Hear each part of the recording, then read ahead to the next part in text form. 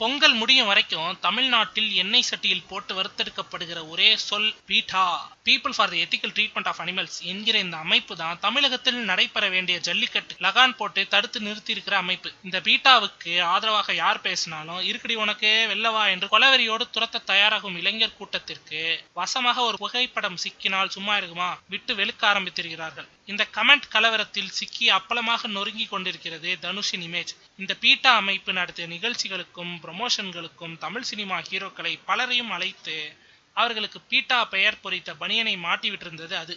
அந்த ஸ்டில் தான் இப்போது தனுஷ் உட்பட பல ஹீரோக்களை மாட்டி விட்டிருக்கிறது. பீட்டா ஆதரவாளர்கள் என விஷால், ஆர்யா, தனுஷ், த்ரிஷா என்று பெரிய லிஸ்ட் போடும் சோசியல் மீடியா குழுவினர் மேறுபடி ஹீரோக்களின் படங்களை தவிருங்கள் என்று கேட்டுக்கொள்ள ஆரம்பித்திருப்பதுதான் இன்னும் கஷ்டம், டேஞ்சரும் கூட. போன வாரம் வரைக்கும் கூட இவர்களின் பேச்சு எடுபடாது என்று நினைத்திருந்தவர்களுக்கு சரியான சமட்டியடியை கொடுத்திருக்கிறார்கள் இளைஞர்கள். சமூக வலைதள அழைப்பை மட்டுமே ஏற்றுக்கொண்டு மெரினாவில் திரண்ட இளைஞர்கள் கூட்டம் கட்சி மாநாடுகளுக்கு சற்றும் சளைத்ததல்ல என்கிற பெருமையை பெற்றுவிட்டது.